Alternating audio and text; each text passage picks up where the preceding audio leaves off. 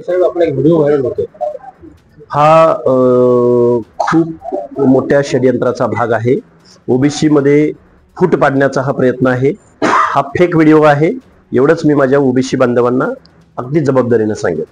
त्या व्हिडिओमुळे सोशल मीडियावर समाज माध्यमावर आपल्याबद्दल तीव्र भावना ह्या काही लोकांच्या माध्यमातून काही लोक बोलतायत, पण त्यांना माझं एक सांगणं आहे, आताची वेळ आहे ना, ही वेळ ओबीसी मध्ये एकी आणि ओबीसीनी एकत्रित येऊन लढाई उभी करण्याची आहे। आपल्या सोबतचे सहकारी आहेत लक्ष्मण वाघमारे, त्यांनी त्या व्हिडिओ बद्दल मत व्यक्त केले, प्रतिक्रिया दिली। त्यांचे काही गैरसमज असतील, हे बघा, ते माझे चांगले मित्र आहेत, आंदोलनामध्ये सहभागी झालेले आहेत नवनाथ वाघमारे, आणि त्यांना मी बोलेन, त्यांचा माझा डायलॉग आहे। त्यामुळं आणि तो लढणारा कार्यकर्ता आहे, तो काय असा फेक व्हिडिओला बळी पडणारा कार्यकर्ता नाही।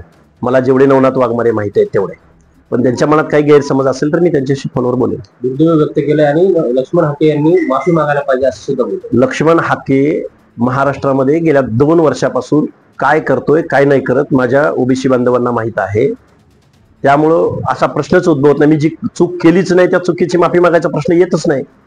मी गेल्या 2 वर्षापासून 300-350 जातीच्या एकीची, त्यांच्या हक्क अधिकाराची भाषा बोलतोय। मी जे कृत्यच केलं नाही त्या कृत्याबद्दल मी कशी काय माफी मागेन? आणि राहिला प्रश्न ओबीसी चळवळीचा, भुजबळ साहेबांचं माझं सकाळी बोलणं झालेलं आहे चांगल्या पद्धतीनं। भुजबळ साहेबांच्या माझ्या पाठीवरती हात ठेवलेला आहे आणि आमची लढाई आम्ही कशा पद्धतीने पुढे न्यायची याच्यावर आम्ही प्लॅन करत आहोत। त्यामुळे अशा काही फेक व्हिडिओला नवनाथ वाघमारे बळी पडतील असं मला वाटत नाही, आणि ही लढाई पुढे चालत राहील। फेक म्हणजे कोणी म्हणजे षडयंत्र रचलेलं आहे, गाडी फोडण्यात आली, कधी रात्रीच्या वेळी गाठून हल्ला करण्यात आला, डॅमेज करण्याचा प्रयत्न रोजच चालू आहे। आणि अशा गोष्टी AI द्वारे, आता AI टेक्नॉलॉजी, आर्टिफिशियल इंटेलिजन्स द्वारे काही होतंय। इथं देशाच्या पंतप्रधानांना, मुख्यमंत्र्यांना सोडत नाहीत। माझ्या ओबीसी बांधवांना एवढीच हात जोडून कळकळीची विनंती आहे की आपली ही चळवळ उभी करण्याची वेळ आहे।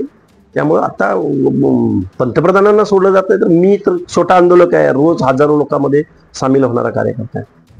कोण लोक आहेत तुमच्यामध्ये? ते 2-4 लोक आहेत, मी वेळ आल्यावर निश्चित सांगेन, पण फेक करतायत। ओरिजिनल काहीतरी करा ना। ओरिजिनल काय असेल, कुठल्या डायसवर, कुठल्या पोडियमवर, कुठल्या सभेमध्ये असं काय असेल तर दाखवा ना। आहेत 3-4 लोक, मी डिपार्टमेंटला नावही दिलेले आहेत। डिपार्टमेंटचं बारीक लक्ष आहे या लोकांवरती, ते कुठं बसतात, काय करतात, कुणाचं त्यांना फीडबॅक आहे, त्यांचा उद्योग काय, त्यांची बॅक हिस्ट्री काय आहे, डिपार्टमेंटकडे इत्थंभूत त्यांनी त्यांची आता तयार केलेली आहे सगळी। आता त्यावर मी बोलणार नाही। ते आपल्या चळवळीमधले आहेत नाही, चळवळीचा माणूस असं कसं करू शकेल? हे फक्त ओबीसीचं आंदोलन डॅमेज करण्याच्या दृष्टिकोनातून केलेला व्हिडिओ आहे, याच्यामध्ये कुठलीही सत्यता नाही। मराठा आंदोलक मनोज जरांगे पाटील मुंबईकडे कूच करण्याच्या तयारीमध्ये काय प्रतिक्रिया? हे बघा, ओबीसी बांधव आपल्या हक्क अधिकाराची लढाई एक संघर्ष यात्रा काढून महाराष्ट्राच्या शासन व्यवस्थेला दाखवून देतील, आणि बेजबाबदार, बेकायदेशीर, जे घटनेला अपेक्षित नाही अशा पद्धतीचं कृत्य जर महाराष्ट्र शासनानं करायचा प्रयत्न केला तर महाराष्ट्रातला ओबीसी एकत्र येईल आणि महाराष्ट्र शासनाला या गोष्टीचा जाब विचार। राष्ट्रवादी काँग्रेस पक्ष शरद पवार गटाची मंडल यात्रा उद्या नांदेडमध्ये येत आहे, त्यांना कुणी अधिकार दिला? हा मंडल यात्रा काढण्याचा नैतिक अधिकार राष्ट्रवादीला आहे का? त्यांनी जाहीर करावं। मनोज जरांगेंच्या आंदोलनाला जाहीररित्या पाठिंबा देणारे हे शरदचंद्रजी पवार, बजरंग सोनवणे, राजेश टोपे, तुम्ही मंडल यात्रा काढताय? ओबीसी ओळखू नये तुम्हाला चांगला, तुमच्या हातून ओबीसीची वोट बँक संपली म्हणून ह्यांनी हा पोरखेळ लावलेला आहे। ओबीसीना कळून चुकलेलं आहे काय ओबीसीचं आरक्षण कुणी संपवलंय हे माहिती आहे ओबीसीना। त्यामुळे ही फेक यात्रा आहे, बंडल यात्रा आहे। ही मंडल यात्रा नाही। मंडलचं काय धोरण होतं, काय तत्व होती, यांच्या पक्षाच्या प्रमुखानं कधी पाळली का? आणि त्यांचा मंडलचा संबंध काय?